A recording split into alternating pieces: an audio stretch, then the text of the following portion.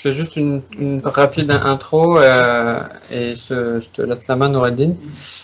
Du coup, donc ça fait, bon, on a parlé de ce meet-up déjà au kick-off du siège de janvier. Donc pour info, pour tout le monde, il y a une mise à jour au niveau du programme Guildmaster sur la répartition des guildes. Donc l'ancienne guilde PHP est devenue, a été enrichie, on va dire, par les gens de l'infra et de la data. Donc en fait, les profils big data, infrastructure, vont aussi dans cette guilde. Donc il n'y avait que 5-6 personnes, donc là ça s'est un petit peu enrichi. En tout cas, l'objectif principal de ce meet-up, c'est de vous aider à monter en compétences sur tous les sujets infra et toutes les couches, on va dire, d'urbanisation du système d'information, en particulier l'infra. Et puis, on va aussi un petit peu parler des métiers pour essayer de saisir les nuances entre les différents intitulés, les différents profils, la différence entre quand c'est un admin, quand c'est un ingénieur, quand c'est un architecte, quand c'est cybersécurité, quand c'est sécurité, etc. Donc ça va être pour la fin cette partie-là.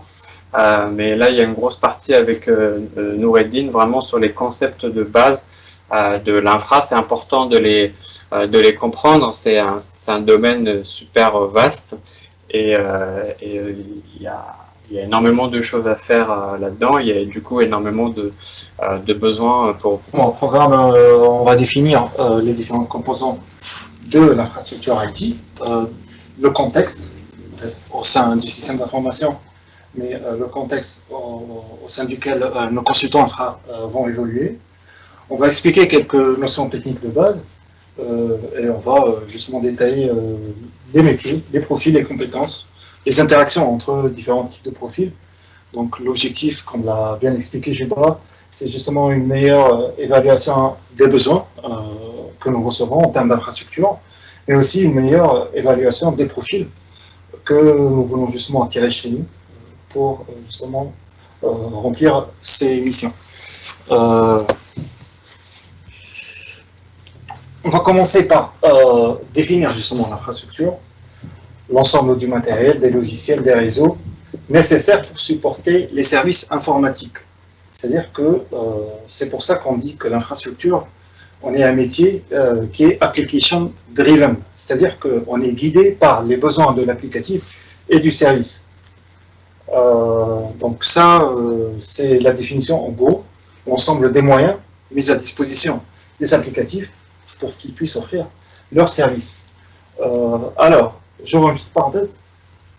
Dans le contexte actuel, comment se porte le domaine de l'infrastructure IT depuis la pandémie de Covid-2019 Comme on a dit que c'est un domaine qui est application driven, la montée en besoin, justement, la montée de la demande des services informatiques dû au télétravail, dû à l'application de la distanciation sociale, fait que aujourd'hui, l'IT et les services infrastructures sont l'un des grands bénéficiaires en fait, de la crise du Covid. En fait, on a une très grande montée en besoin, une grande montée en charge. Donc, personnellement, j'ai été beaucoup sollicité, surtout lors du premier confinement, pour pouvoir supporter la charge en infrastructure pour permettre aux gens de télétravailler. Initialement, on était par exemple sizé pour supporter au maximum le 1/3 du personnel pour qu'ils puissent travailler en télétravail. Actuellement, on peut supporter jusqu'à 100% du personnel travaillant à distance. Et ça nécessite un investissement au niveau des ressources et au niveau du matériel de l'infrastructure. Ce qui explique en quelque sorte en fait, la multiplication des appels d'offres sur l'infrastructure des différents clients. Si on regarde d'une manière plus globale, les éditeurs que nous allons exposer sur l'infrastructure, ces éditeurs, qu'ils soient fournisseurs de logiciels ou de matériel, ces éditeurs ont explosé leur record de bénéfices en 2020. Et de point de vue bourse, ils ont atteint des sommets inédits sur leur cours. Si vous observez aujourd'hui le market, la bourse de Nasdaq qui regroupe les valeurs technologiques. Vous allez voir que ces éditeurs ont atteint des sommets vraiment inédits. On parle aux États-Unis de ce qu'on appelle une rotation sectorielle, c'est-à-dire qu'aujourd'hui, les investisseurs ils tournent le dos au domaine traditionnel d'investissement, tels que les banques, les assurances, et ils vont investir sur de l'IT. Bien sûr, cette crise aura une fin, et à un moment donné, il y aura un rééquilibre, d'accord? Mais les acquis qu'on a fait au niveau de l'infrastructure, on ne va pas revenir dessus. C'est-à-dire que ce qui a été fait au niveau de la numérisation des services, que ce soit pour les entreprises, pour les gouvernements, on ne va pas revenir dessus. Encore plus, il y aura de la maintenance et de contrats qui ont été acquis grâce à cette crise de Covid-19. Donc ça, c'était pour le contexte global. Dans le contexte système d'information, je laisse Juba détailler en fait, un peu où se situe l'infrastructure au niveau du système d'information. Ouais, c'est exactement ça. À distance, vous voyez les slides qui bougent, c'est bon? Oui. Donc en fait, bon. on voulait juste situer l'infrastructure parmi l'intérieur du système d'information. Déjà, est-ce que qui pourrait me dire quel est le premier système d'information de l'humanité? D'après vous, c'est quoi? Je donne la fontaine au... Je sais pas. C'est quoi le premier système d'information qui a été inventé par l'homme? Alors, il y en a qui disent c'est l'écriture, et d'autres, c'est le signaux de fumée. Exactement. Donc, en fait, un système d'information, c'est juste un moyen de transmettre l'information à l'intérieur d'un groupe, d'une organisation. Donc, il faut penser un peu plus que juste on va dire des serveurs, etc. Donc, dans le système d'information, il y a cette notion de transmettre l'information. Et la technologie là-dedans, c'est un moyen d'optimiser, d'être plus efficace, d'être plus rapide. Donc, c'est pour ça que quand on parle système d'information, il y a la couche, on va dire, technique infrastructure. Donc, c'est les mêmes schémas, c'est les mêmes schémas que vous trouvez partout. Donc, nos serveurs, nos bases de données, elles sont là. Et donc, justement, nos profils infra sont là. Mais avant, il y a on va dire, tout un processus qui part du besoin, du processus métier. Voilà, j'ai besoin d'accueillir un patient, j'ai besoin de passer une commande, j'ai besoin de faire un bilan comptable. Voilà, on a des besoins qui sont ensuite traduits en processus. Donc ça, c'est des rôles on va dire, de BPM, Business Process Management, etc. Donc, c'est les gens qui traduisent les besoins en processus. Ensuite, ces process sont traduits en fonctionnalités. Quelles sont les fonctionnalités dont j'ai besoin? Donc, ça, c'est les rôles de tout ce qui est Business Analyst, AMOA, maîtrise d'ouvrage. Voilà, donc les profils AMOA, maîtrise d'ouvrage, Business Analyst sont dans ces strates-là, dans la vision métier. De quoi le métier a besoin, tout part de là. Et quand la stratégie change, le besoin métier change, et donc ces profils traduisent ce changement dans les besoins métiers. Ensuite, pour traiter le problème et répondre à ces besoins fonctionnels, on a les applications, donc les applicatifs, donc CRM, EDI, collaborative tools, etc., qui répondent justement à ces besoins fonctionnels, et ils sont là. Et donc c'est là où on trouve nos développeurs, nos éditeurs, nos intégrateurs, nos chefs de projet, ils travaillent là. Donc ça, c'est le code, c'est l'intelligence qu'il y a dans les applications. Et maintenant, sur quoi repose ce code? Donc ce code, pour qu'il tourne, pour qu'il s'exécute, pour qu'il y ait de la data qui soit générée, stockée, bah, ça s'appuie sur la couche infrastructure, sur les serveurs, etc. Donc c'est ça un petit peu tout les strates classiques d'un système d'information. Et comment tout ça évolue? C'est par deux moyens. Donc c'est soit ça vient de la stratégie de l'entreprise, donc je suis une entreprise, j'ai une vision, une cible à atteindre, donc j'y vais, donc en faisant des projets, des programmes, une trajectoire. Ça peut être aussi d'en bas, c'est-à-dire des évolutions technologiques, drive aussi des changements dans mon système d'information, comme voilà, quand la virtualisation est sortie, quand plein d'évolutions Docker, etc., le cloud, l'intelligence artificielle. Donc en fait, c'est des évolutions qui viennent d'en bas, en fait, c'est-à-dire à partir de la couche technique, qui viennent de l'infra, les réseaux, la 5G, tout ça, hop, peut faire en fait qu'on va remonter et jusqu'à modifier les process métiers qui ressembleront plus à ce qu'il y avait avant, puisqu'ils seront informatisés, digitalisés, big dataisés, etc. Donc voilà un petit peu pour le contexte. Donc comme le meet-up est assez riche, on ne va pas s'attarder là-dessus. Je vais laisser Noureddine continuer. Je sais pas si je suis bon là dans les... Non, c'est toi qui sais changer les trucs. Attends, on va y revenir. C'est comme si on avait ouvert deux fois.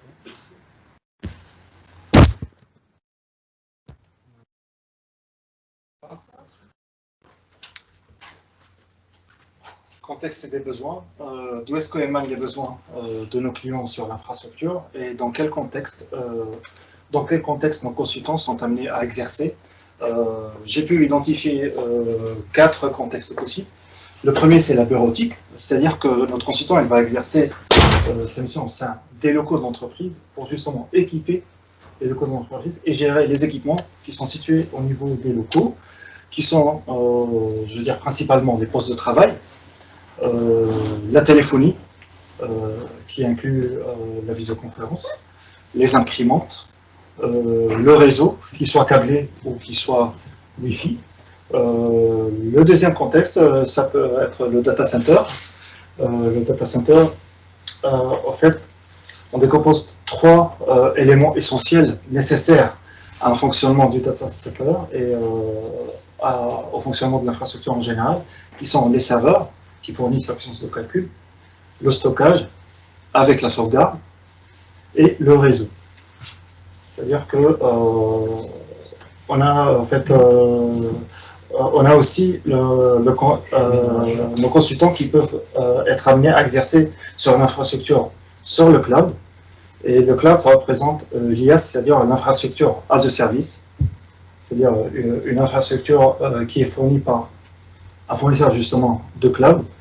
On peut aussi parler de software as a service, de SaaS, et de scaling, qui est le grand avantage du cloud, qui permet justement d'adapter la taille de notre infrastructure par rapport à nos besoins. Il y a aussi le contexte industriel, où notre consultant sera amené à piloter des équipements, tels que des robots, des automates, qui peuvent être considérés comme des équipements IT aussi. Donc il y aura un besoin pour la supervision, le monitoring, pour ordonnancer justement des tâches qui peuvent être automatisées.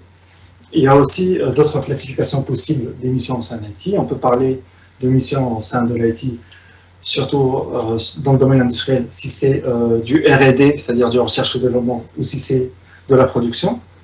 Si c'est en prestation directe, ou si c'est en infogérance, il y a plusieurs moyens d'un peu classifier nos besoins en termes d'infrastructure.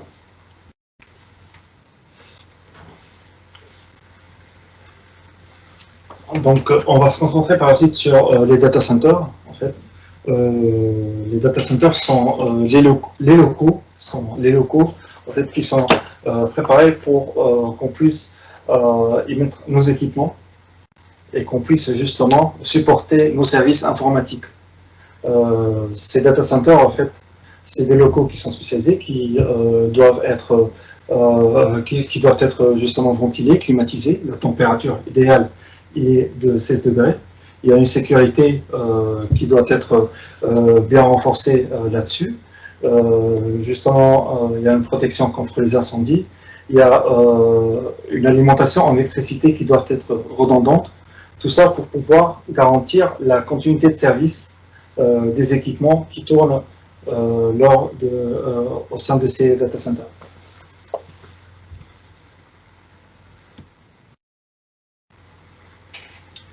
On parle d'infrastructure sur le cloud ou d'infrastructure as a service.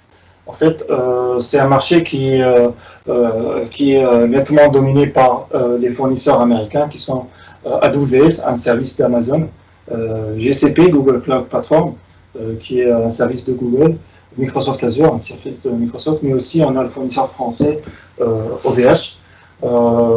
Ces fournisseurs de cloud ont lourdement investi pour pouvoir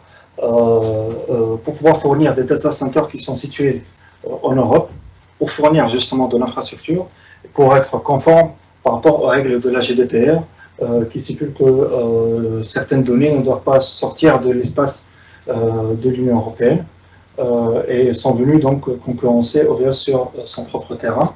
On parle d'IaaS, d'infrastructure as a service, c'est-à-dire que ces fournisseurs peuvent nous fournir des serveurs en mode forfait, c'est-à-dire on loue un serveur, soit en mode, en fait, la facturation dépend du forfait qu'on choisit, c'est-à-dire qu'on peut être facturé en fonction de l'utilisation. Et ça, c'est très avantageux si on a une application qui est amenée à être très sollicitée sur un intervalle de temps assez précis. Par exemple,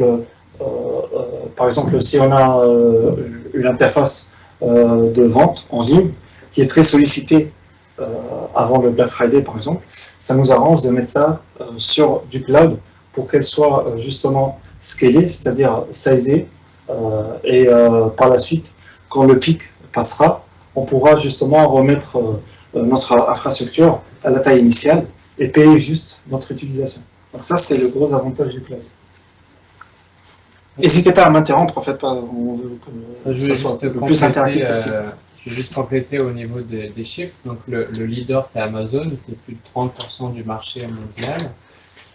Microsoft, ils ont pris beaucoup de terrain grâce notamment au confinement, à la suite Office 365. Ils sont à 20% de part de marché et Google autour de 10%. Donc si on prend les trois premiers, ils sont à plus de 60% de part de marché dans le monde, donc rien que ces trois-là.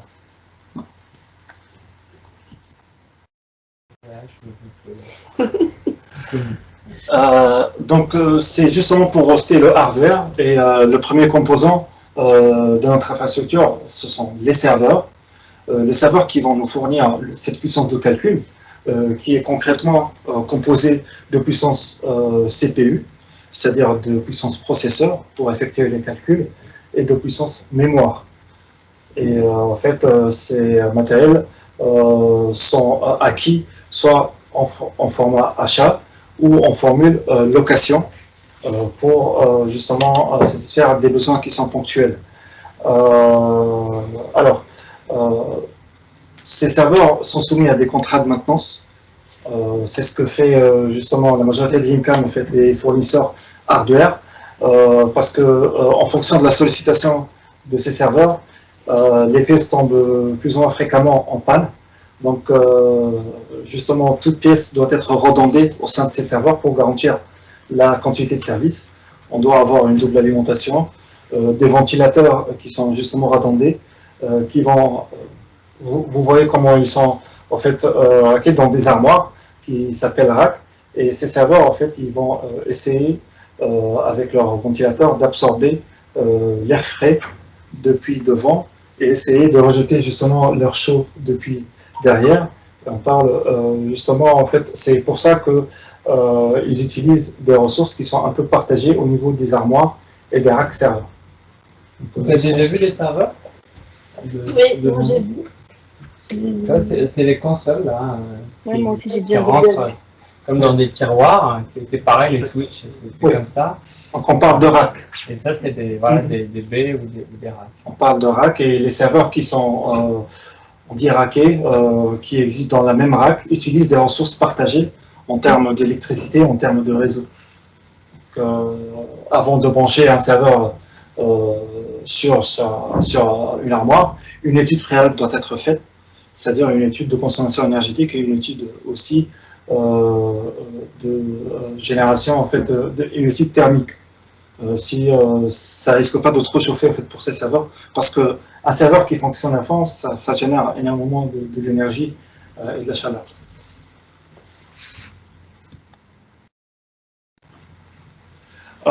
Ces serveurs, en fait, quand ils sont livrés, ils sont exploitables que si on a ce qu'on appelle des systèmes d'exploitation qui sont installés dessus. L'objectif, c'est pas de détailler en fait toutes les distributions des systèmes, mais plutôt de séparer et de définir deux familles principales de serveurs, qui sont la famille Windows et la famille Linux. Ce qui est commun entre tous les OS, c'est que l'objectif étant de bien exploiter les ressources système, qui sont la puissance processeur, la mémoire, le stockage, qu'il soit interne ou qu'il soit distant, et le réseau. Gérer les accès, c'est-à-dire optimiser les accès, faire en sorte que les applications qui sont installées sur ce serveur accèdent de la meilleure manière possible à ces ressources. Et l'OS gère aussi les accès concurrents à ces ressources qui peuvent être partagées entre plusieurs applications et plusieurs services.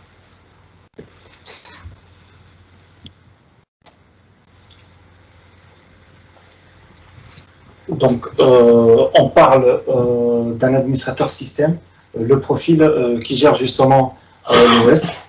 Et j'ai pu classifier, en fait, identifier 4 classes de compétences nécessaires à un admin système pour qu'il puisse exercer en fait, justement sa mission. La première mission était justement de déployer, d'installer les OS sur les serveurs, de pouvoir justement standardiser, de faire en sorte que ces installations obéissent aux standards du client, industrialiser justement ce type d'installation pour que ça se fait rapidement et d'une manière homogène. La deuxième classe de compétences étant la configuration. Un admin 6 est amené à configurer le système, à configurer la mise du système sur le réseau, c'est-à-dire justement la mise sur réseau, la configuration des interfaces réseau, configurer le stockage, qu'il soit interne ou distant, comment notre machine va accéder au stockage, configurer l'authentification, comment les utilisateurs sont censés s'authentifier à cet OS une fois installé. Il doit maintenir cette machine et cet OS tout au long de son cycle de vie en optimisant la configuration qui a été évoquée, en faisant des debugs, c'est-à-dire en essayant de comprendre et de corriger différentes pannes ou anomalies qui peuvent survenir au fonctionnement de l'OS, et en garantissant la redondance et la haute disponibilité si on est amené à faire plusieurs instances d'OS qui peuvent servir à la même application. Il y a aussi le volet sécurité qui est très demandé, qui est une compétence essentielle à l'admin 6, qui consiste en 2 volets, qui est le patching et le hardening. Donc, toutes ces compétences-là, elles sont communes à la partie Windows et Linux. Donc, un admin 6 sur Windows ou sur Linux, il doit maîtriser ça. C'est-à-dire que ça doit apparaître. Vous avez remarqué qu'on fait abstraction par rapport aux technologies et par rapport à tout ce qui est protocole. Ça, c'est commun. Voilà, c'est commun.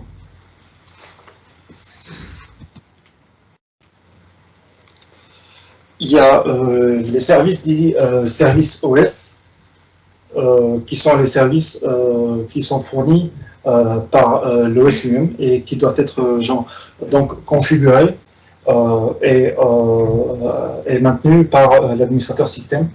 On parle d'annuaire, de ressources d'utilisateurs ou de services, une structure centralisée qui va regrouper l'ensemble des ressources, l'ensemble des utilisateurs avec leurs droits et groupes et l'ensemble des services. En fait, sur Windows, on distingue justement Active Directory qui est la technologie la plus répandue et la plus utilisée. Donc, en fait, pour juste essayer de simplifier la chose, si on suppose qu'on veut qu'un utilisateur donné accède à une dizaine de serveurs, l'idée c'est qu'on ne va pas s'amuser à créer cet utilisateur 10 fois sur 10 serveurs et lui donner les droits 10 fois, mais on va créer l'utilisateur une seule fois sur l'annuaire et par la suite, en fait, tous les serveurs vont hériter de cette configuration. ça suppose que nos serveurs appartiennent à ce qu'on appelle un domaine. C'est-à-dire que c'est géré par un seul annuaire. N'hésitez pas à m'interrompre si c'est un peu compliqué techniquement. Donc en fait, le fait d'avoir un compte à son nom chez le client, bah, c'est géré par ce genre d'annuaire. Après, il peut y avoir des annuaires locaux au niveau de l'application, mais pas besoin de compliquer. Et c'est un profil en particulier, c'est-à-dire si on ne part pas d'une petite société, il y a des gens qui font que ça, que de gérer cette infrastructure annuaire Active Directory. Exactement. Il y a messagerie aussi d'ailleurs. Exactement. Et puisqu'on a parlé d'accès et de droit, vous savez que ce profil, il est en relation directe avec la sécurité, parce que c'est un point assez critique au niveau du système d'information. Et donc, c'est des profils qui sont demandés. Ça nécessite une certaine expérience, ce genre de profil, parce que, comme on l'a dit, c'est un point critique au niveau de l'entreprise. Et donc, chaque faux pas ici peut avoir des conséquences. Donc, on a tendance à demander des profils qui sont plutôt expérimentés sur ce genre de technologie. La messagerie aussi est un service. Oui. Oui. Excuse-moi, c'est Marois, j'ai une question par rapport aux annuaires avant que tu passes à la messagerie. Oui. Pour utiliser des mots que je peux comprendre, Oui. c'est comme si en fait on créait un compte utilisateur pour ouvrir son ordinateur, ou par exemple sur Netflix, si tu as un compte, tu crées un compte sur lequel tu peux aller. C'est un peu le même principe ou ça n'a rien à voir? Exactement. À un compte sont associés des privilèges et l'accès à une certaine machine correspond à un privilège. L'ensemble des privilèges est appelé un rôle. Et donc, chaque utilisateur est associé, pour chaque utilisateur, on associe un rôle. Donc, c'est justement ça. On crée un compte, on compte avec l'identité justement de l'utilisateur et on lui associe un rôle en fonction justement du poste ou de la mission du collaborateur. Donc, l'idée, c'est ça. Et l'idée, c'est qu'on centralise cette gestion par rapport à un parc qui peut être étendu, peut être composé de plusieurs devices. Ok, merci. Et, donc, le deuxième service dont j'ai voulu parler, c'est la messagerie. Exchange, ça reste vraiment la référence par rapport à ce service. Exchange, ça gère les mails, les agendas, les tâches, les boîtes communes de mails, l'archivage de mails.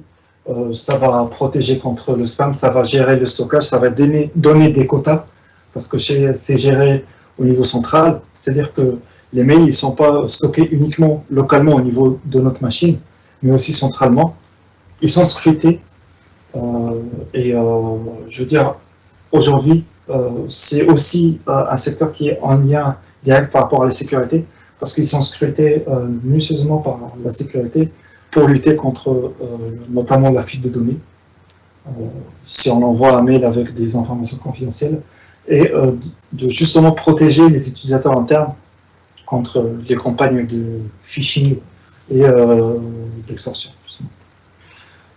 La messagerie instantanée, telle que Skype ou Teams, fait partie aussi des compétences dans ce package de messagerie.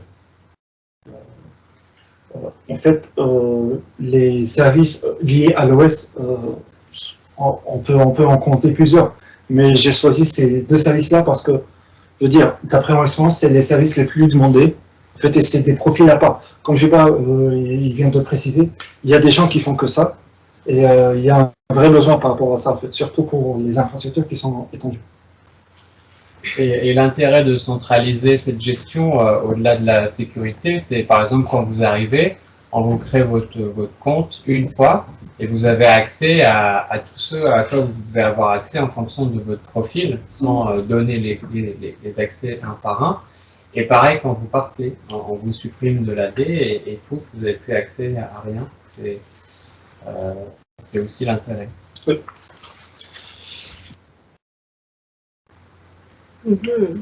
On va passer à la virtualisation. C'est une technologie qui a vraiment révolutionné le monde de l'infrastructure parce qu'on est passé d'une architecture dite traditionnelle où on a une seule instance de système d'exploitation qui gère un serveur vers un serveur qui va accueillir plusieurs instances d'OS qui sont séparées les unes par rapport aux autres. Et on a fait évoluer encore plus cette architecture pour que les instances, le couple OS application est dit VM, machine virtuelle. D'accord? Et c'est l'équivalent d'une seule instance OS. Et on parle de cluster de virtuel quand on peut en fait déplacer cette machine virtuelle entre plusieurs hosts physiques. Donc en fait ça va nous aider par rapport à nos maintenance. Quand on perd une machine physique, on peut redémarrer notre machine virtuelle sur une autre machine physique justement. Quand on désire faire une maintenance planifiée sur ce host physique, on peut justement déplacer la machine virtuelle sans qu'il y ait une interruption de service. Donc ça c'est pour exposer la virtualisation.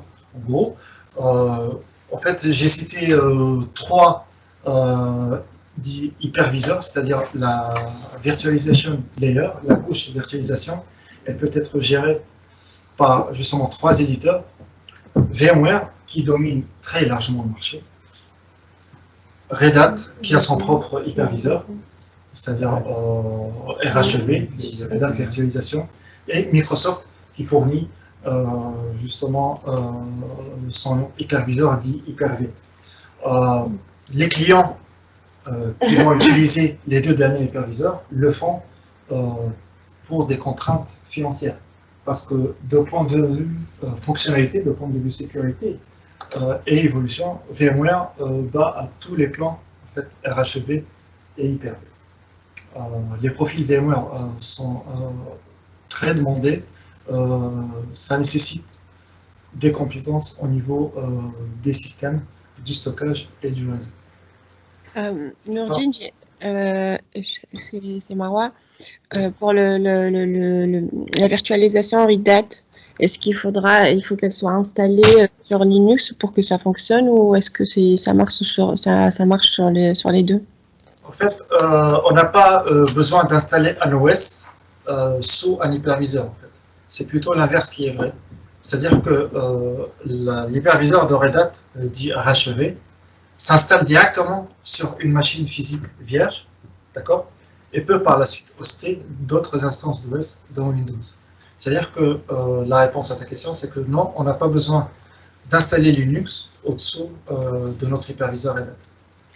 En tout cas, pour compléter sur l'intérêt principal pour moi de cette virtualisation, on va dire que j'ai un serveur physique sur lequel j'installe une application qui tourne sur Windows. Donc maintenant, donc ce serveur, il tourne qu'à moitié. Voilà, il est occupé qu'à moitié. Donc maintenant, j'ai une deuxième application avec l'autre moitié des gens. Par contre, elle tourne sur Red Hat. Du coup, je ne peux pas l'installer sur ce premier serveur. Je suis obligé d'acheter un deuxième serveur. Avec la virtualisation, je garde le même serveur et la couche de virtualisation permet de gérer ces deux OS et donc d'occuper à 100% mon serveur physique et j'en achète pas un autre. Moi, c'est le principal intérêt de ce genre de technologie. Voilà, quand c'est arrivé, ça a révolutionné les data centers. D'accord. Oui, justement, Juba, c'est ce que je voulais demander. Ça n'a peut-être rien à voir, mais est-ce que du coup, je voulais savoir s'il y avait une ressemblance au data center ou est-ce que vous avez expliqué au début? C'est un peu le même principe ou... En fait, le cloud aujourd'hui, la flexibilité qu'offre le cloud, c'est principalement grâce à la virtualisation. Je paye que ce que je consomme. Si j'étais dans le cas classique, je ne peux pas payer que ce que je consomme parce qu'à chaque fois, j'achète une nouvelle unité. Et grâce à la virtualisation, je peux m'adapter plus facilement aux besoins. Et cette virtualisation, elle est dans justement cette partie OS. On va la retrouver au réseau, on va la retrouver au stockage. Ça se décline en fait dans tout ce que je peux consommer en termes d'infrastructure, parce que je peux consommer du réseau, je peux consommer de l'espace de stockage, je peux consommer de la capacité de calcul CPU. Et cette virtualisation, elle permet justement avec la même ressource, de la mutualiser sur plusieurs choses différentes. C'est de mieux répartir en ressources, en fait. C'est justement ça. Et en fait, la qualité d'un hyperviseur c'est justement cette possibilité de mieux gérer l'accès concurrent des ressources partagées et de mieux répartir notre ressource. Donc il y a des technologies dont VMware est la propriétaire de la plupart d'entre elles, qui permettent de faire de la surallocation de certaines VM, de répartir de la meilleure manière la charge entre les OS, entre les instances système, qui peuvent être plus ou moins chargées en fonction du cycle de vie, en fait, justement, de la machine. Est-ce qu'il y en a qui fonctionnent sans virtualisation aujourd'hui? Si oui, à part les trucs financiers. Alors, pourquoi ça peut fonctionner? Pourquoi il y a certaines applications, pourquoi on fonctionne sans virtualisation? Tout d'abord, il y a la contrainte licence. C'est-à-dire que certaines applications, quand on est amené à les faire fonctionner sur de la virtualisation, ces applications, on doit justement avoir la licence de tous les hosts virtuels sur laquelle la machine virtuelle elle est amenée à tourner. Et donc, ça va chiffrer, ça va nous coûter beaucoup plus cher. Si on a une instance en mode standalone, on va juste acheter une seule licence, en fait. C'est vrai que pour cette contrainte-là, aujourd'hui, il y a des applications qui peuvent tourner que sur un serveur physique tout seul. C'est pas compatible avec cette histoire de virtualisation, soit parce qu'elles sont trop vieilles, soit parce qu'il y a cette histoire de licence, soit parce que des fois c'est très gourmand en mémoire et on ne peut pas partager le truc. Donc oui. Concrètement, en fait, cette architecture coûte beaucoup moins cher que cette architecture. D'accord. En fait, les licences de type VMware sont beaucoup plus chères d'une simple licence OS, en fait, qui peut exploiter directement le hardware. Et cela est dû parce que, bien sûr, elle offre des fonctionnalités plus avancées et ça peut gérer plusieurs VM. Donc, c'est justement ça. Donc, il y a la contrainte financière, il y a la contrainte technique, je vais pas la évoquer. Il y a certaines applications qui sont trop vieilles, ça peut justement pas marcher sur ça. Donc, c'est justement ça. Mais le choix en fait privilégié doit être toujours la virtualisation quand on essaie de mettre en place une architecture. Au niveau du coût, je pense que ça coûte moins cher de virtualiser, hein, sachant que chaque fois que tu vas mettre une application, si tu fais sur un serveur physique, tu vas acheter un serveur, et sur un serveur virtuel, tu vas pouvoir en mettre beaucoup plus sur un seul serveur. Financièrement, c'est quand même plus intéressant. Je suis totalement d'accord, mais ça c'est si on regarde l'infra dans sa globalité. Parfois, il y a des métiers, des applicatifs qui ont leur propre budget. Donc ils se foutent en fait si on va partager. Ils ne veulent pas partager. Ils veulent avoir leurs propres instances et exploiter à 100% les ressources qui leur sont dédiées. C'est pour ça en fait qu'on a recours à ça. Il y a aussi pour finir sur ce sujet, un truc au niveau du time to market, de la flexibilité de la chose. Si on doit acheter un nouveau serveur à chaque fois qu'il y a une nouvelle application et qu'il faut le commander, attendre 4 semaines pour être livré, aller l'installer en data center, ça prend un peu de temps. Et en revanche, avec la virtualisation, Noureddin de le faire en 5 minutes. Ouais, justement. Enfin, en fait, on avait... oui, justement. Et on avait évoqué, en fait, lors d'un slide précédent, que lors du slide hardware, justement, que avant de brancher, avant de racker notre serveur à une armoire, il y a une étude préalable qui doit être faite. Si cette armoire va supporter la charge électrique, en fait, supplémentaire, il y a plusieurs contraintes en fait, physiques, il y a des gens qui doivent bosser dessus. En fait, les délais, le time de market, la comparaison, elle est évidente.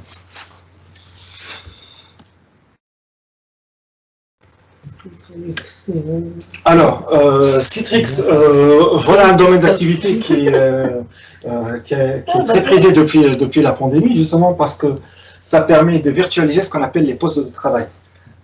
Virtualiser les postes de travail, ça revient à avoir un client léger, c'est-à-dire un laptop ou un poste de travail sur lequel on installe presque rien, sauf ce qu'on appelle un receiver, c'est-à-dire un récepteur qui va juste en fait afficher une session distante et qui va faire tourner tous les outils qui traditionnellement en fait tournent localement sur la machine. Ça va tourner sur des serveurs partagés, distants.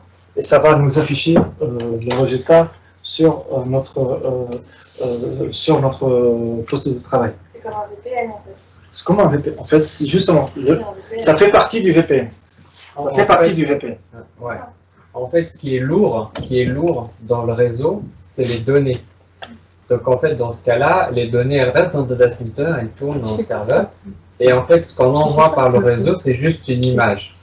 C'est juste une image. Et ce qu'on appelle le client léger, un écran suffit. En fait, c'est ça l'intérêt de cette technique, c'est qu'il n'y a que l'image transmise par le réseau. Et les données, les calculs, le stockage, tout reste en data center puisque c'est très lourd à envoyer par le réseau. Oui. Et donc, bien sûr, on a plusieurs protocoles qui sont mis en place pour compresser ce trafic sur le réseau et offrir à l'utilisateur final la meilleure expérience pour pouvoir exploiter les outils qui sont traditionnellement installés sur les postes de travail, tels que la suite Office par exemple. On peut pouvoir utiliser PowerPoint, Excel, des outils qui sont normalement locaux à partir de serveurs partagés. C'est un domaine très intéressant, ça monte vraiment en puissance par rapport à la pandémie et au télétravail.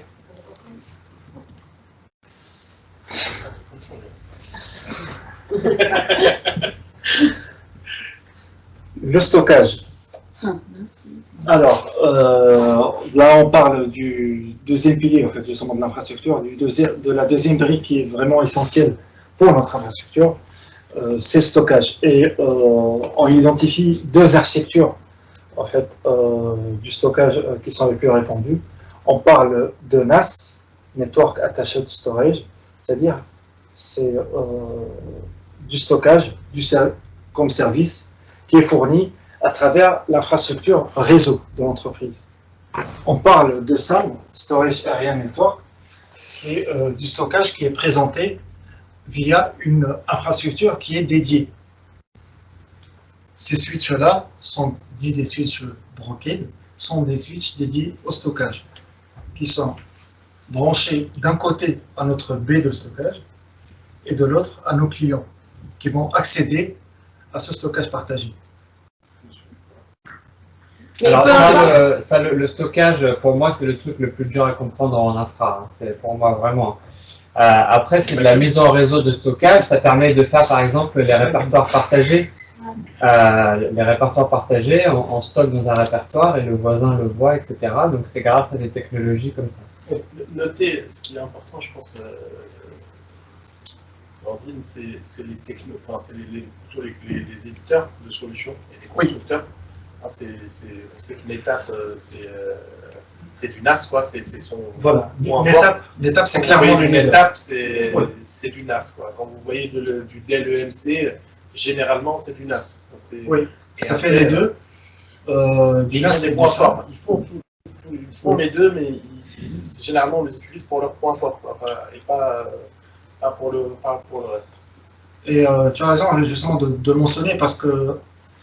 Il y a plusieurs éditeurs qui le font, mais aujourd'hui, en fait, les organisations les plus développées, ils vont juste opter pour les meilleurs du marché. Et l'étape, c'est vraiment, en fait, ils sont au-dessus en termes de performance. On en va utiliser les deux. Dès le MC aussi, ils sont pas mal du tout, mais c'est des compétences qui sont vraiment, en fait, très demandées sur le marché. Et quand on parle d'éditeurs, on parle de produits, on parle de licences, c'est-à-dire on parle de hardware, on parle de licences de software, et on parle de formation. Donc c'est tout un écosystème en fait.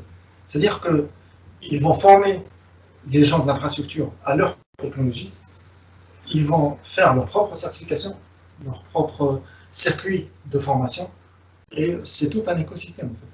C'est là où ils sont bons en fait, des boîtes comme ça.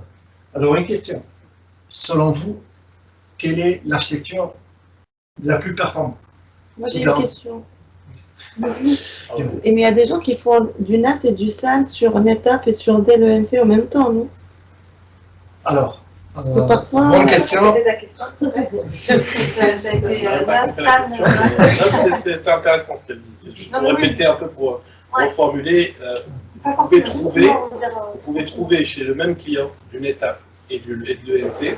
Ça veut dire vous pouvez du trouver NAS. chez le même client du NetApp et de l'EMC en SAN et en NAS. Okay. C'est les solutions un peu. Il y a beaucoup de clients qui n'aiment pas mettre les œufs dans le même panier. Hein.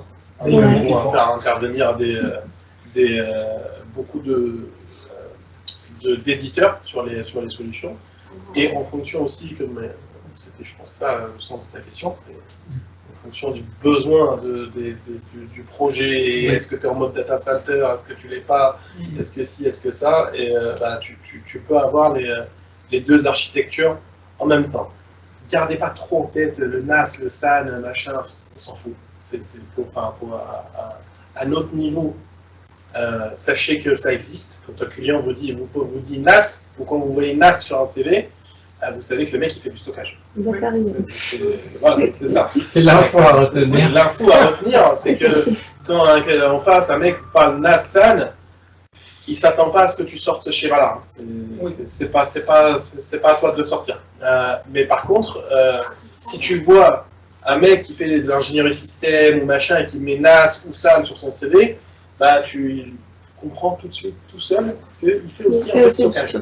Il n'est pas obligé d'écrire stockage sur son CV. Parce que parfois tu cherches stockage, tu ne le trouves pas sur le CV. Donc c'est là où on voit ça. Retenez aussi, quand vous voyez l'étape, quand vous voyez EMC qui a été acheté par Dell, très bien, mais il y en a d'autres, hein. Il y a une solution d'IBM, il y a Hitachi, il y a Hitachi aussi qui a... Non mais enfin, il y a pas mal de solutions sur le marché, mais NetApp et EMC, et surtout EMC à la base, c'était quand même les piliers du marché, surtout EMC en Europe, qui est très installé.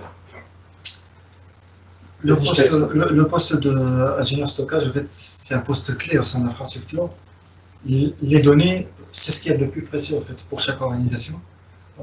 Gérer l'espace de stockage, ça fait partie aussi des missions de l'ingénieur stockage. J'ai essayé d'énumérer aussi ici en fait ce que fait généralement un ingénieur stockage, comment se passe la mission. En fait, c'est fournir l'espace de stockage, ça c'est la fonction primaire. Gérer les accès, qui est-ce qui accède à quoi. Gérer les quotas, chaque utilisateur il peut consommer combien de stockage, chaque organisation peut consommer combien de stockage. Optimiser les performances, faire en sorte que chaque utilisateur puisse accéder à ces données de la meilleure manière possible, en garantissant les plus basses latences possibles. Fournir des rapports de capacité. Ça revient à gérer les quotas justement et à pouvoir prédire en fonction de l'utilisation quels seront les besoins futurs, parce que tous ces produits, en fait, ils sont extensibles en stockage. On peut en rajouter comme on peut en diminuer. Ils sont relativement chers par rapport aux serveurs qu'on avait exposés. Et donc, il ne faut pas trop en avoir et il ne faut pas être à court de stockage à fournir. Si on est dans une architecture plutôt cloud, pas DFZ, data center, compagnie, cette notion de stockage, qu'est-ce que ça impacte le stockage est fourni comme service sur le cloud. C'est-à-dire que ce qui se passe ici, ces architectures-là, elles sont abstraites par rapport à l'utilisateur qui va juste récupérer du stockage. Sur le cloud, moi je distingue d'autres types de stockage. L'architecture qu'il y a derrière, elle n'est pas communiquée, elle n'est pas montrée à l'utilisateur. Voilà, c'est une boîte noire.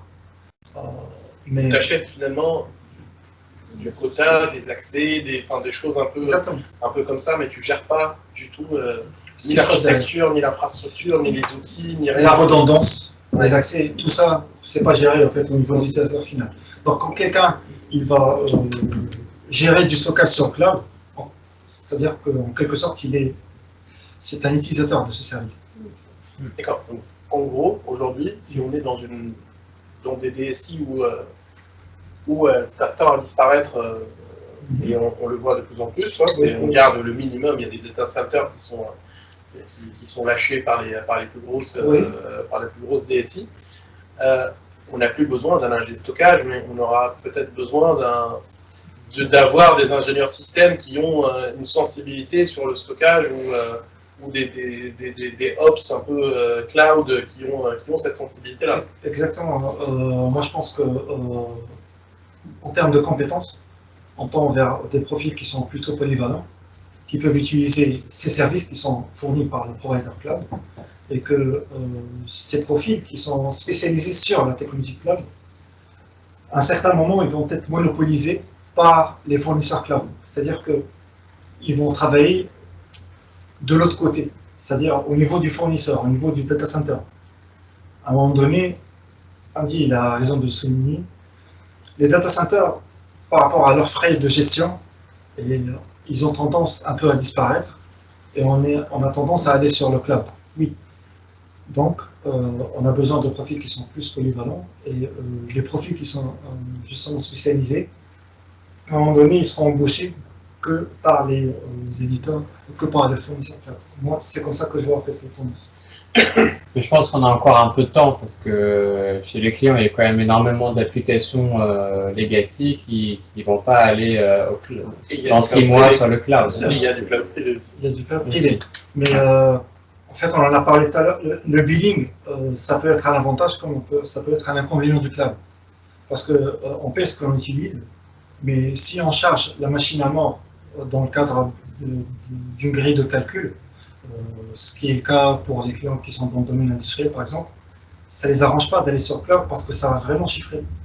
Et même avec tout le coût qui est amené avec les locaux, avec le data center traditionnel, ça va coûter moins cher que si on part dans le cloud et qu'on sollicite nos serveurs à 100%. C'est un short billing. En fait. Est-ce que vous avez expliqué un peu la notion de cloud privé, cloud public?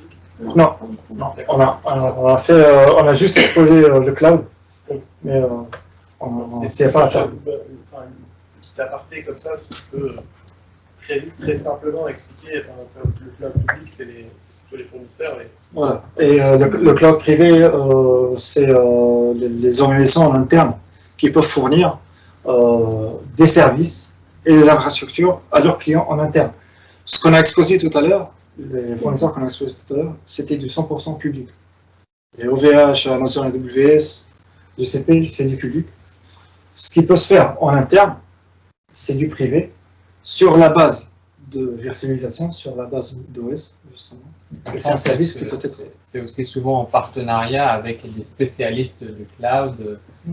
Voilà, je fais mon cloud privé mais en partenariat avec IBM, qui doit quand même m'expliquer comment ça marche. Ça ne s'invente pas comme ça de mettre à disposition un cloud. Juste pour comprendre un petit peu à votre niveau, ce qui est important, c'est de comprendre quand vous voyez sur des besoins ou sur des CV cloud privé, cloud public, des choses comme ça. Quand on voit cloud public, c'est AWS, Azure, OVH, GCP, enfin, c'est ça le public, hein, c'est grosso modo, c'est des firmes qui vont nous mettre à disposition du cloud. Quand vous voyez cloud privé, ça veut dire que c'est le client qui a créé son propre data center, ses propres machines, tout ça là, tout ce que fait AWS à grande échelle, il l'a fait chez lui, hein, et après il alloue en fonction des projets, en fonction des applications, en fonction des entités, hein, il leur propose la même typologie de service, c'est-à-dire boîte noire, et après tu as des services derrière, un service applicatif, un service base de données, un service stockage, un service machin, et c'est lui qui gère. Et généralement là, c'est un peu à la mode de plus en plus, pour deux raisons. La première, c'est que c'est une raison de conformité ainsi légale. Hein, il faut au moins 2 fournisseurs et pas un seul fournisseur de cloud public. Ça, c'est la première chose. Et la deuxième chose, c'est qu'il faut aussi une certaine indépendance, hein, sur les données très sensibles qu'on trouve dans le secteur industriel, qu'on trouve dans le secteur bancaire, qu'on trouve dans le secteur pharmaceutique, etc. Et donc, il y a quand même de plus en plus, et puis il y a aussi l'historique, hein, parce que les data centers sont là, c'est des contrats, des débaux qui vont jusqu'à 10, 20, 30 ans, ou des locaux qui sont achetés. Hein, donc, il y a un petit peu aussi de rentabilisation de ça. Donc, gardez en tête, privé, c'est le client lui-même et la DSI elle-même qui gère son propre cloud. Public, c'est fournisseurs externes. Là, quand un client vous dit public, vous direct, c'est Google, c'est Amazon, c'est Microsoft, c'est qui quoi? C'est ça public. Ouais. Petite question, est-ce qu'il y a une notion également de sécurité? Parce que finalement, si c'est public, est-ce qu'il y a d'autres choses à prendre pour vraiment sécuriser toutes ces données ou qu'il y a une différence vraiment entre le cloud privé et Il y avait un gros sujet sur la localisation des données. Déjà. Où ton data center est localisé. Quand tu prends, tu vois, la Russie a voulu développer un fournisseur d'accès, la Chine a voulu développer un fournisseur aussi de cloud. C'est des pays communistes, c'est des pays où on ne sait pas comment ça se passe chez eux. C'est mort. Personne ne le prend. Tu vas aux États-Unis, c'est des firmes américaines qui sont privilégiées. Tu ne peux pas être une firme européenne et pouvoir proposer. Donc, ça, c'est déjà la première chose, c'est de savoir où ton data center et tes données sont localisées. Et ça, c'est antinomique avec quand on parle de cloud, normalement, tu le prends comme une boîte noire. Sauf que derrière, il y a des données confidentielles, il y a des fuites de données, il y a plein de choses, donc il faut qu'on sache. Et deuxième niveau, au niveau de la sécurisation, il y a tous les services de sécurité possibles et imaginables que tu peux trouver dans une DSI qui sont aussi encore plus forts chez un éditeur de solutions. Quoi. C'est en général plus sécurisé quand même hein, que. le cloud privé. Oui, tu prends, je sais pas, tu prends Gmail, c'est plus sécurisé que la messagerie du boulanger du coin. Voilà, c'est censé être plus sécurisé. Par contre, effectivement, quand il y a des failles, c'est tout de suite des millions de personnes qui sont touchées.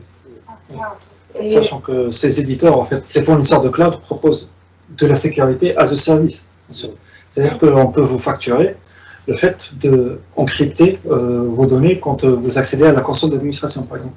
En gros, le cloud privé, le cloud public, je prends un petit exemple, c'est comme si cloud privé c'est Dell EMC et cloud public c'est NetApp. Et puis après, si on prend, si on met tout en fait sur un cloud privé, c'est arrête de mais quand on met tout sur un... Par exemple. Non, mais quand on met tout sur un cloud privé, c'est pour le ouvert finalement. C'est un vrai problème. Oui, en fait, ça dépend. Alors, ça dépend de l'infrastructure qu'on a. Moi, je comprends le sens de ta question dans le sens où les fournisseurs de cloud, ils ont plus de moyens et ils peuvent répliquer nos données un peu partout. Et que si on met tout en fait dans le même emplacement, on risque de tout perdre.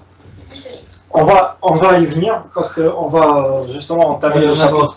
On va entamer le chapitre DRP. Non, moi je voulais juste dire si quelqu'un qui a déjà fait du cloud privé public, ça veut dire qu'il sera à l'aise sur le cloud public, mais l'inverse sera pas bon. Cloud public versus cloud privé, en gros, si tu as fait du cloud privé, pour faire du cloud public, il faut connaître les services spécifiques de Amazon qui sont différents de Azure. Quand tu connais, c'est comme si tu disais un développeur Java peut faire du développement .NET. Il y a des spécificités. Par contre, celui qui a fait du cloud public, il arrive, il a des best practices qui sont développées pareil et il n'est pas forcément relié à la techno, quoi. Donc, celui qui fait du cloud public, il peut plus facilement faire du cloud privé, mais il y a quand même des subtilités du cloud privé qu'il faut voir, quoi. C'est des trucs un peu homemade, quoi. Allez, on avance. Oui. Vas-y, zappe-moi ça, s'il te plaît.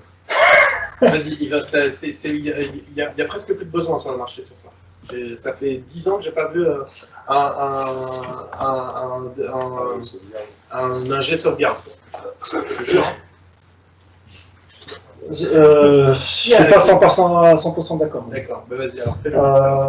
Tu vas les perdre, hein, entre le stockage et la sauvegarde, tu vas les perdre. C'est pour ça que je sais que ça va être extrêmement complexe. Pour moi, les besoins en sauvegarde existent. Moi, j'en ai vu. Les taux pratiqués en termes de sauvegarde sont très élevés parce qu'il y a une pénurie de profils. Je le dis à conscience de cause. Je pourrai vous donner les détails par la suite, mais les technologies, surtout telles que TSM, Identity Volley et NetBackup, il y a une vraie pénurie. Et en fait, c'est des profils qui sont vraiment sollicités parce que la sauvegarde, c'est vraiment quelque chose qui est très important. On ne peut pas dissocier la sauvegarde du stockage. Le plus jeune que j'ai là, sur les consultants, il a 50 ans sur la sauvegarde. J'ai un ancien collègue qui est plus jeune que moi. Il vient d'un éditeur? Non, il vient pas d'un éditeur. Et bon, vas-y, allez. Fais-le ton slide. Ah, tu me l'as bien vendu là. Non, mais franchement, non, mais Comment dire de quoi? j'insiste sur la sauvegarde, et franchement, parce qu'on ne peut pas la dissocier. Et pour moi, si on fait abstraction des technologies, mettre en place une politique de sauvegarde, ça revient à définir qu'est-ce qu'on sauvegarde, comment on le fait, où est-ce qu'on le sauvegarde, est-ce que ça va être sur, est-ce que ça va être sur de la bande, est-ce que ça va être sur des équipements qui sont spécialisés, pendant combien de temps on sauvegarde, et comment on restaure nos données.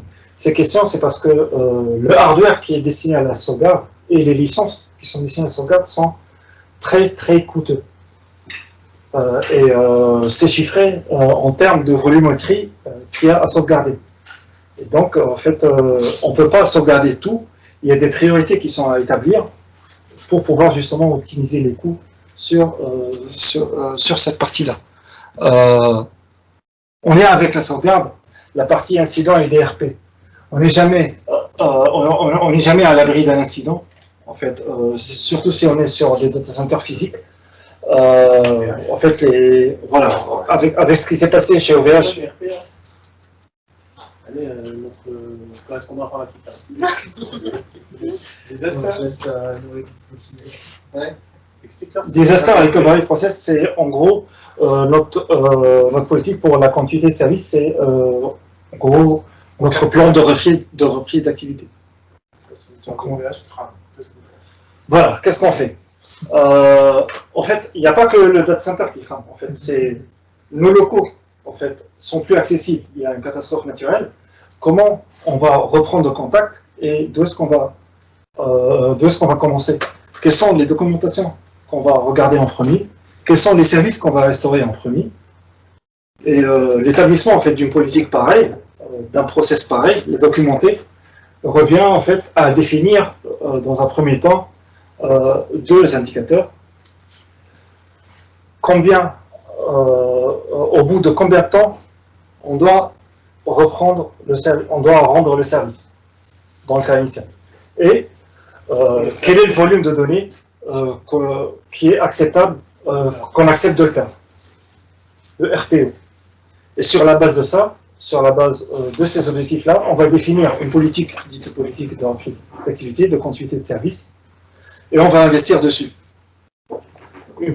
Une politique, la mise en place d'une politique DRP revient à répliquer des ressources, qui soient des ressources de type stockage, des ressources de type compute. Si on perd un data center, on peut redémarrer sur un autre. Mais ça revient à investir doublement sur l'infrastructure et doublement sur les licences. Vous voyez donc, ça sur les CV aussi, quand vous voyez PRA, PCA. PRA, c'est pour reprise d'activité. PCA, c'est les plans de continuité d'activité. Vous voyez aussi nos consultants, parfois infra, qui font des HLO, des interventions en week-end, etc. Parce qu'ils font des tests de plan de reprise d'activité. Hein, ils font des simulations comme si les locaux étaient plus accessibles. Comment on fait comment on fait pour reprendre tout ça?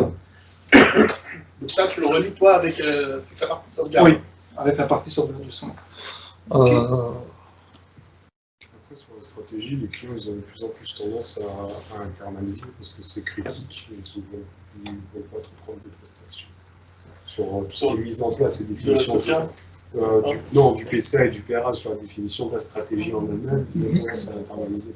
Après, sur la sauvegarde, ce que j'allais dire tout à l'heure, c'est qu'on voit de plus en plus sur les fiches de poste, ils ont tendance en fait à rechercher des personnes un petit peu touchées pour gérer en fait la partie sauvegarde, des stockages. Donc maintenant en fait sur les profils d'AG System, on va maintenant retrouver du VIM, on va retrouver d'autres choses effectivement qu'on retrouvait plus spécialisées sur certains CV avant. Ça dépend aussi de la dimension de l'infrastructure que notre consultant sera amené à gérer. Parce que dans les organisations complexes, on a plus tendance à justement séparer la sauvegarde de réseau du système. Mais dans des organisations qui sont moins développées, on est plus à la recherche de profils polyvalents.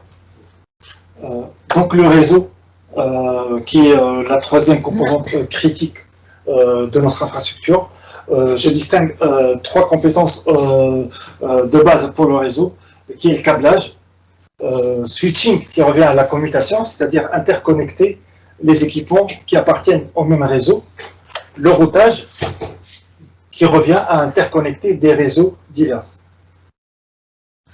En gros, notre box qui est à la maison joue le rôle d'un commutateur, switch, parce que ça permet à nos appareils au sein du même foyer de se voir, mais aussi ça nous permet d'accéder à des ressources qui sont externes sur Internet via le biais du routage. Donc, quand on parle de routage, on parle d'équipements qui font du routage, qui sont pour la plupart des Cisco, entre autres. J'ai mis que Cisco parce que c'est la technologie qui c'est vraiment le leader du marché, que ce soit sur le switching ou sur le routing. Mais on parle de routage sur la définition des réseaux, la configuration des équipements. Donc on parle de LAN et de WAN. Vous allez croiser voilà. Vous allez croiser en fait ces deux termes sur les CV des admins réseau. LAN, c'est local area network, c'est-à-dire c'est du local. WAN, c'est du wide area network, ça revient à des réseaux étendus qui sont évidemment sur Internet. On peut parler de WLAN, c'est-à-dire le réseau local non câblé, le Wi-Fi. Il y a du MAN aussi. Il y a du MAN. Entre les deux. Ouais, c'est sur des sites distants. Il y a des lignes qui sont spécialisées, qui sont louées ou qui sont facturées en fonction du trafic. Il y en a plusieurs. On essaie ici de un peu simplifier la notion technique. Et aussi le PAN. Oui. Donc là aussi, donc c'est des grosses équipes aussi le réseau en entreprise et il peut y avoir des spécialités à l'intérieur. Oui. Donc c'est aussi voilà, il peut y avoir des spécialités comme ce que tu disais au niveau des switches, les proxys, tout ce qui est protection, donc firewalling, on appelle ça. Oui, on va y arriver. C'est des équipes entières pour gérer ça. Petite remarque, en fait, on parle d'ingénieur système et réseau. En fait, il y a parfois, ça dépend du client. On peut parler de système et réseau si la partie réseau veut dire la mise en réseau du système. On peut parler de système et réseau si le profil est polyvalent, c'est-à-dire s'il fait du système et du réseau. Donc, il y a un peu cette subtilité-là. Donc, parfois, on peut trouver des profils intitulés système et réseau, mais en réalité, il ne fait que du système et il va que faire de la mise du système sur le réseau. Donc, il faut faire aussi attention à ça. Toujours développer la partie réseau quand on a des profils de type système et réseau. Pardon, administrateur et ingénieur, c'est la même chose. C'est une très bonne question en fait, et la définition, les intitulés des postes vont différer en fonction des équipes, en fonction du client. Il n'y a pas vraiment de convention en fait qui est assez claire. Un ingénieur, pour qu'il soit ingénieur, il doit savoir administrer les équipements. Donc, en fait, mais on peut qualifier un administrateur qui est assez avancé dans ce qu'il fait comme un ingénieur. Moi, j'ai souvent des défis. Oui, ça dépend aussi du niveau d'incident, ça dépend du scope que tu gères. Ça peut dépendre aussi du fait que tu fasses du projet, tu fasses pas de projet aussi. J'ai souvent des Il y a aussi ça. Le contexte en fait, c'est du run. Il y a aussi la culture d'entreprise aussi. Naturellement. Les projets, ça va être. En fait, ça peut être une discussion de plusieurs heures. Moi aussi, j'ai du mal à identifier, à pouvoir qualifier certaines personnes. Par exemple, dans ton équipe, toi, admin, c'est l'échelle la plus... Oui. Nous, par exemple, je pense que dans le secteur, au moins dans le secteur des banques et des assurances, on qualifie d'admin des gens qui font... Voilà, qui font surtout de niveau 1 du niveau 2. Moi, j'ai souvent des besoins. Oui. Administrateur niveau 4. Genre un gros budget, mais Ça revient à l'ingénieur. Ça revient à l'ingénieur. En fait, c'est un ingénieur. Et tu as raison de souligner, en fait, il y a moyen de l'identifier aussi avec le budget. Ouais. Tu vois, il y a moyen de faire la différence aussi, Ah, en fonction du budget. Comme nous, on a le N4. Voilà, il y a enfin, ça peut être dit explicitement sur l'intitulé du poste, ça peut être implicite. Juba a parlé du volet firewalling IDS proxy. Ça, c'est la partie sécurité du réseau. À des compétences réseau sont souvent associées des compétences sécurité. On parle de la sécurité du réseau, en fait. Et ça revient concrètement à l'administration des équipements qui gèrent la sécurité du trafic réseau. Le firewalling, le pare-feu, filtrer le trafic, isoler les services critiques dans des DMZ. Donc, c'est une fonction de filtrage. Les sondes IDS, c'est des sondes. En fait, ça fait le job d'une sonde. C'est-à-dire que ça va analyser le trafic sur le réseau pour justement détecter n'importe quelle activité suspecte sur le réseau et la remonter à la sécurité. Les proxys, ça sert justement à autoriser ou bloquer l'accès à Internet depuis l'entreprise, protéger les utilisateurs des menaces externes dans le cadre des sites web auxquels ils accèdent, mais aussi justement surveiller votre trafic Internet. C'est comme un antivirus. L'antivirus, c'est local sur la machine. Le proxy, en fait, ça fait partie d'une porte d'entrée ou de sortie du trafic Internet vers le réseau interne. En fait, ça va s'interposer entre le réseau interne. C'est pour ça que Sandbat, il a bloqué les sites de streaming sur ton PC. Par exemple. Salut, Christophe. Ouais. Ah, mais c'est juste pour... Tu vas bien? Oui. C'est vrai. Voilà, c'est comme ça qu'il a bloqué les sites de streaming. Non, c'était comme au PC. Donc, c'est ça concrètement, en fait. Ça marche bien. C'est concrètement ça. Le load balancer, en fait, si on a des services front, ça sert à justement répartir le trafic d'une manière équilibrée entre nos nœuds en fonction de leur capacité, garantir la haute disponibilité des services frontaux. Si on a des nœuds derrière de backend qui sont plus disponibles, le load balancer il va récupérer une pool d'adresses IP qui correspond à une pool justement de machines et il va balancer le trafic sur les nœuds qui sont disponibles. Comme ça, on garantit la quantité de services si on a des machines qui sont plus disponibles. Est-ce que vous avez des questions par rapport à ces proportions de sécurité? Donc l'objectif ici, c'est de couvrir le profil ingénieur, réseau et sécurité. Donc, la partie sécurité.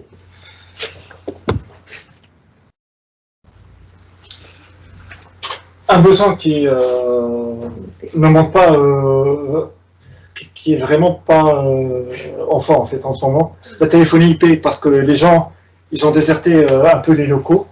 Un administrateur de téléphonie IP, en fait, il va justement gérer tous les accès, toute l'alimentation, tous les accès à tout ce qui est boîte vocale. La téléphonie IP, concrètement, c'est l'évolution de la téléphonie analogique. Moi, quand j'ai commencé, en fait, on utilisait ce qu'on appelle des PABX. Ça revient à des commutateurs téléphoniques. L'évolution a été la téléphonie IP, c'est-à-dire utiliser l'infrastructure réseau partagé, qui est l'infrastructure Cisco généralement, pour pouvoir donner accès à la téléphonie et à la visioconférence. Ce type de poste aussi revient aussi à gérer les appareils mobiles aussi dans le cadre de l'entreprise qui ont accès à des ressources entreprises telles que les mailings ou la messagerie instantanée. Est-ce que vous avez des questions par rapport à ça? Si vous avez des besoins. Donc ça, c'est les technologies les plus en vogue. En fait, Cisco, Avaya, Alcatel, ce sont des leaders des marchés. Si vous avez des besoins comme ça.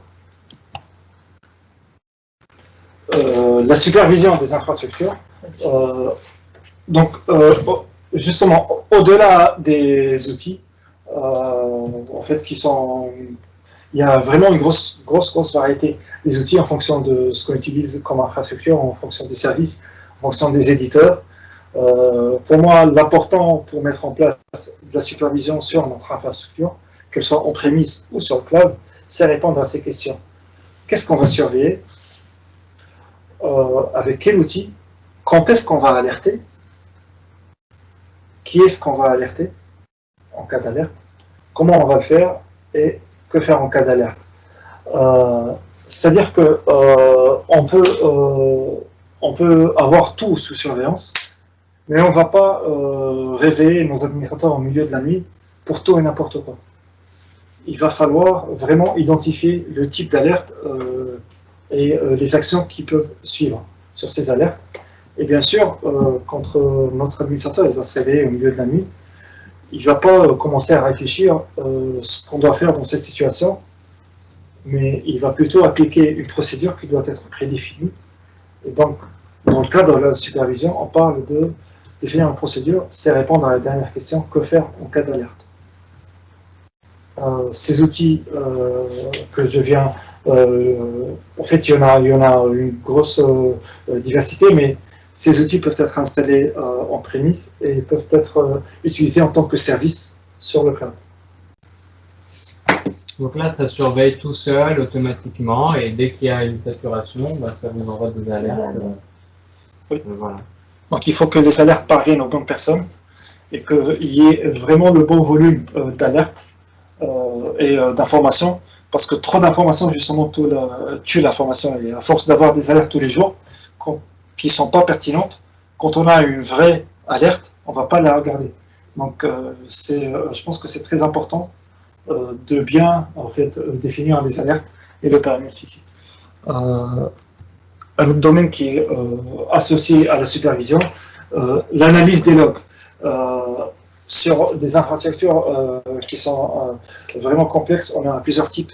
On a plusieurs types de solutions, du matériel, du logiciel, qui génèrent divers types de logs. La journalisation, c'est la récupération de tous les logs qui sont générés par les services, par les applications, par les systèmes. Et dans un second temps, pour pouvoir les interpréter, et dans un troisième temps, pouvoir corréler les journaux qu'on peut récupérer, c'est-à-dire corréler les logs qui peuvent correspondre au même événement, pour, dans une étape qui viendra par la suite, pouvoir anticiper, c'est-à-dire faire des patterns et pouvoir anticiper. C'est une forme d'intelligence artificielle de dire on a tel avertissement sur tel équipement, si on continue comme ça, dans 30 minutes, on va avoir tel incident. Donc ça va nous permettre d'anticiper. Les éditeurs qui font ça, ce sont des éditeurs qui sont positionnés sur monitoring aussi. Et je pense que les solutions les plus puissantes sur le marché aujourd'hui sont des solutions qui sont offertes en tant que service sur le cloud. Donc je pense que mis à part Splunk, un peu le stack, qui peuvent être installés localement, la plupart des services, Datadog, New Relic, sont installés sur le cloud, en fait, et sont utilisés en tant que service. Ces données, bien sûr, un ingénieur qui fait de la journalisation du monitoring est en lien direct aussi avec la sécurité, parce qu'en cas d'incident, en cas de fuite de données, en cas de problème, on doit toujours pouvoir répondre aux sollicitations de la sécurité pour savoir ce qui s'est passé. Donc c'est un petit peu plus poussé quand même que la supervision, puisqu'on récupère des sources de données de plusieurs points et on peut comment dire, construire des analyses à l'intérieur. Oui. Si par exemple on a quelqu'un qui va partir, donc on récupère la donnée qui va partir et qui est en train de transférer beaucoup de données par le réseau, ça doit peut-être lever une alerte quelque part. Oui. Ça permet de faire des trucs comme ça. Justement. Donc il y a des alertes qui sont associées à certains types de logs, et il y a aussi des modèles de prédiction qui sont développés sur la base de certains types de logs, en fait, de certains messages quand ils apparaissent. Donc c'est un service qui est facturé à l'utilisation pour les providers qui sont sur le cloud. Donc la facturation, elle dépend de la volumétrie. Cybersécurité, c'est un sujet qui est vraiment rock enfin cette période-là. J'ai identifié en fait 5 missions essentielles d'un ingénieur de cybersécurité: la surveillance, l'analyse, la correction des problèmes, maintenir et gouverner. Surveiller à l'aide des outils qu'on vient d'exposer tout à l'heure, c'est-à-dire les outils de supervision, les outils de journalisation, se servir de faire des audits qui soient internes ou à l'aide de prestataires externes qui vont faire ce qu'on appelle du pentesting, de l'audit interne pour voir si notre système d'information est suffisamment sécurisé. Donc ça c'est une surveillance. Analyser les données de la supervision, identifier ce qu'on appelle les vulnérabilités, les faiblesses de sécurité de notre système d'information. Bien sûr, une fois identifiés, il faut mettre un plan pour les corriger, et ça passe par deux actions essentielles, qui est le patching qui sont fournis par les éditeurs, c'est-à-dire mettre à jour les versions qui sont en train d'utiliser, le hardening, c'est-à-dire configurer notre service pour qu'il soit le moins exposé possible et le plus sécurisé possible. Maintenir, c'est-à-dire dans cette optique, on va documenter ce qu'on va faire pour que ça peut être refait par la suite et justement fait sur d'autres services. Donc mettre en place un process, automatiser ce qu'on vient de faire, c'est-à-dire le patching, le hardening, que ça soit fait facilement avec l'automatisation. Et aussi la partie gouvernance, c'est toute la partie high level, je veux dire, de la sécurité, c'est la mise en place d'une politique de sécurité, mais c'est aussi éduquer les utilisateurs aux bonnes pratiques de la sécurité, via les formations, voilà, via la sensibilisation, via les process internes. Donc c'est mettre en place les bonnes pratiques de la sécurité au sein de l'entreprise, parce que le contrôle, l'analyse, ça ne peut pas tout détecter. Les vraies menaces, généralement, proviennent de l'intérieur, et il faut avoir cet état d'esprit de la sécurité ancré à l'intérieur d'une organisation. Le but de tout ça, c'est justement protéger nos données, protéger nos équipements contre toute utilisation qui peut être frauduleuse. On ne va pas permettre à des personnes de miner du Bitcoin sur nos serveurs, par exemple. Donc, il faut que nos ressources pour lesquelles on paye soient utilisées pour justement ce qui a été défini auparavant. Protéger nos services, si on a des services frontaux, c'est justement la continuité de service, faire en sorte que les services sont protégés face aux attaques informatiques qui se sont multipliées dernièrement. Si on est attaqué, il faut réagir face aux vulnérabilités qui sont détectées par nos audits, face aux virus qui peuvent être là, face aux intrusions, face aux attaques externes.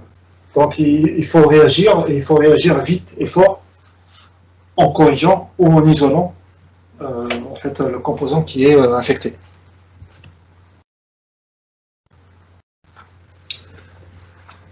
Pour faciliter l'administration et la gestion d'infrastructures qui sont de plus en plus étendues, on parle d'infrastructures as a code ou un besoin d'automatisation et de standardisation qui est vraiment un plus pour nos profils infrastructures aujourd'hui. C'est-à-dire que toutes les compétences qu'on a listées tout à l'heure, si on y ajoute l'automatisation, ça fait vraiment un plus. C'est vrai que, vu la nature du job et vu nos équipements, on a tendance à faire plusieurs configurations à la main. Mais si on a des infrastructures qui sont vraiment étendues, qui sont vraiment très larges, on va finir par avoir des écarts de configuration qui seront par la suite difficiles à rattraper. Et donc, il est vraiment primordial de pouvoir automatiser le déploiement des configurations pour par la suite standardiser nos configurations et nos déploiements. J'ai essayé de mettre ici les outils dits de DevOps qui permettent de déployer le plus facilement possible, de standardiser nos infrastructures et de les déployer. Donc, ça, c'est des compétences qui ont vraiment leur poids dans un CV d'infrastructure. C'est-à-dire que coupler la connaissance hardware et OS aux outils de déploiement, et dans un second temps aux procédures de déploiement et aux publications, toute la partie Git, ça peut être un vrai atout pour un ingénieur infrastructure. Que ce soit en prémisse ou surtout sur le cloud. Parce que sur le cloud, l'infrastructure, elle est déjà designée de telle sorte que ça encourage justement l'utilisation de l'infrastructure as a code. Est-ce que vous avez des questions par rapport à ça? Non. Très bien. Interaction équipe connexe, en tant qu'ingénieur infra, on a affaire à plusieurs. Enfin, les interactions qui reviennent le plus, ce sont les équipes middleware. On parle de middleware, c'est-à-dire les équipes qui installent les services juste au-dessus de l'OS. Les équipes qui gèrent par exemple toute la partie conteneur, Docker, les DBA. Les équipes qui gèrent les ordonnanceurs, par exemple LSF, Control-M.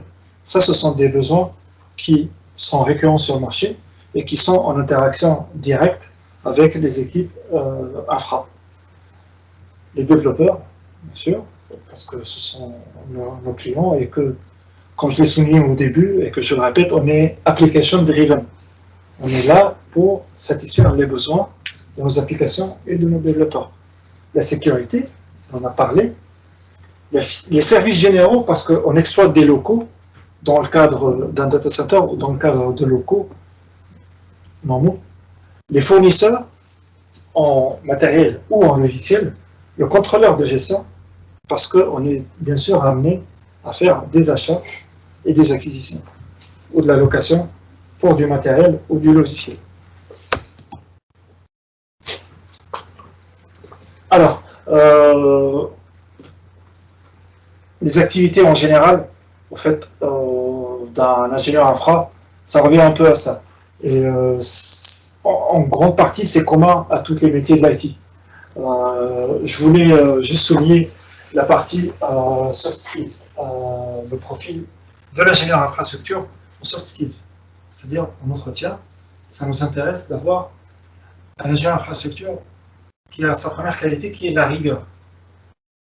C'est vrai qu'on a besoin de personnes créatives, mais parfois, l'enjeu, il est tellement lourd, c'est une grosse responsabilité. On parle d'un ingénieur infrastructure, c'est-à-dire on parle de privilèges, de personnes qui peuvent justement, en fait,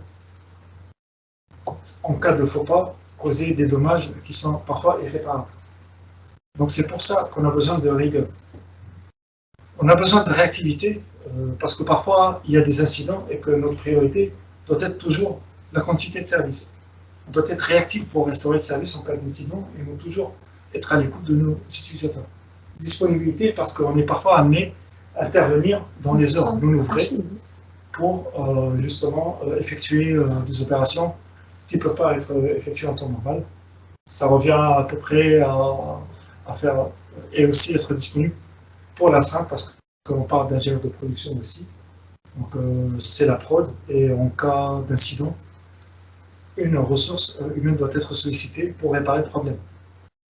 Une bonne gestion de stress parce que en cas d'incident, les sollicitations et la pression peut être énorme, que ce soit interne ou externe, de la part même de nos managers qui peuvent, qui peuvent venir même sur, dans votre bureau et vous mettre la pression pour restaurer le service le plus vite possible. Si vous n'avez pas une bonne gestion du stress, ça peut vous empêcher de bien réfléchir et de faire les bons choix et d'appliquer la procédure. Donc, c'est toujours bien de toujours garder la tête froide et bien gérer le stress. Voilà. L'anglais, parce que si on parle de profils, justement, on a dit tout à l'heure, d'ingénieurs, des profils qui sont avancés, à partir d'un certain niveau, les documentations en français se font rares. C'est important d'avoir une bonne compréhension des documentations techniques et des procédures en anglais. Mis à part que parfois, quand on a des missions qui sont dans un contexte international, des équipes qui sont réparties, qui sont transverses, il est important d'avoir cette maîtrise de la langue anglaise pour pouvoir justement évoluer dans ce contexte. Et la veille technologique, parce que c'est vraiment un métier qui change tous les temps. Donc, les technologies, au fait, il faut toujours être à la page. Donc, ça, c'est pour le profil de notre ingénieur infra. Juba va nous faire un récap sur les profils de point de vue RH. Je te laisse. Donc là, il reste que 2 slides, hein, donc c'est la dernière ligne droite. Restez avec nous. Donc, je vais pas lire dans le détail ce qui a marqué, mais globalement, on a listé quelques profils, mais pas tous les profils infra, c'est plus les profils qui reviennent chez Exteam. Donc, mis à part le responsable exploitation qui est analyste exploitation, donc c'est, on va dire, la personne qui va un petit peu s'assurer que les outils et les process, donc les normes, les méthodes aussi sont en place pour que toute l'infrastructure qu'on a expliquée fonctionne correctement. Donc s'il manque la supervision, il va mettre en place la supervision. S'il manque la sauvegarde, s'il y a un problème de licence, etc. Donc c'est un rôle un petit peu transverse. Après, sur les autres rôles, il faut distinguer 2 dimensions. La première dimension, c'est la taille du client. C'est un petit client, un gros client. Plus le client est petit, plus les personnes vont être polyvalentes. Donc en fait, un ingénieur de production en PME, il va faire beaucoup plus de choses qu'un ingénieur de production chez AXA. Donc c'est ça aussi qu'il faut voir. Quand on est ingénieur système et réseau chez un petit client, on va s'occuper des systèmes, des réseaux, on va les mettre en place, on va les exploiter, on va les concevoir, etc. Mais quand on est dans le cas d'un gros client, déjà on va pas faire les deux, on va faire que réseau et une partie du réseau, ou système et une partie du système, c'est-à-dire tout ce qu'on a vu, OS, stockage, etc. Enfin toutes ces parties-là. Donc ça, c'est la première distinction à faire. Savoir où est-ce qu'on est dans un gros périmètre. À ce moment-là, on va avoir des profils hyper spécialisés sur toutes les composantes qu'on a vues. Ou est-ce qu'on est sur des petits périmètres, et là, on va avoir des gens polyvalents qui vont s'occuper des serveurs, s'occuper en même temps de la supervision, s'occuper de l'OS, etc. Si on a des DBA, donc des administrateurs de base de données, ils vont faire de l'Oracle, de l'SQL, etc. Ils vont même aller installer les serveurs eux-mêmes. Donc ça, c'est la première dimension. La deuxième dimension, c'est la différence entre ingénieur et administrateur. Donc vous allez retrouver administrateur réseau et ingénieur réseau. Administrateur poste de travail et ingénieur poste de travail.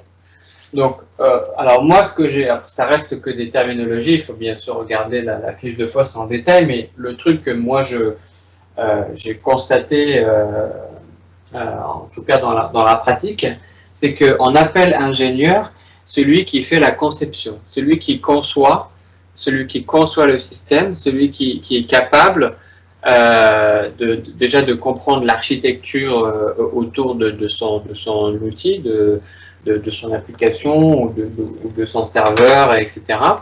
Et de faire la conception de la solution. Donc ça, c'est ça qui différencie un ingénieur d'un administrateur. Donc l'ingénieur, il est capable, à partir de zéro, de mettre en place quelque chose. Et à l'administrateur, c'est quelqu'un qui n'est pas capable de mettre en place quelque chose tout seul. Il arrive dans un contexte qui est déjà mis, il arrive, tout est déjà installé, et lui, il administre, il gère des petites évolutions, il utilise la chose. C'est ça, pour moi, la différence que je fais entre les deux. C'est pour ça que celui-là, il est plus cher. Donc, l'ingénieur, que ce soit du poste de travail, de production, de tout ce qu'on veut, c'est lui il est capable de mettre en place, il est capable de concevoir, et il est capable.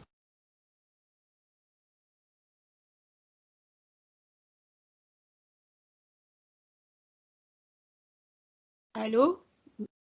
Allô? De faire évoluer de façon ingénieuse, de voir comment le. Donc voilà, après il y avait il y avait un dernier slide sur la sécurité. Allô? Oui, on vous entend. Oui, on vous moi a j'entends rien, ça avait coupé. Ça a coupé à partir de l'administrateur. Alors, à partir de l'administrateur, donc juste pour compléter, en fait, donc ce que je disais, on distingue le rôle, en tout cas le métier d'administrateur du métier d'ingénieur. Donc l'ingénieur, il est capable de concevoir, il a des notions d'architecture, il est capable de mettre en place des grosses évolutions, tout en prenant en compte tout l'écosystème d'information autour et toutes les normes de sécurité et toutes les règles. Donc en fait, c'est quand même beaucoup plus large que juste d'utiliser le truc. L'administrateur, il est là, tout est déjà en place et lui, il ne fait que, on va dire, exploiter, utiliser. Voilà, c'est ça la grosse différence. Comment on va au dernier slide Je suis au dernier slide là. Il y en a un après. Je fais ça. Pas la souris. Je ne suis pas sur le bon support. Voilà, il reste juste un dernier slide sur la partie réseau et sécurité. Donc on a parlé de le métier de packager, donc c'est un petit peu spécifique.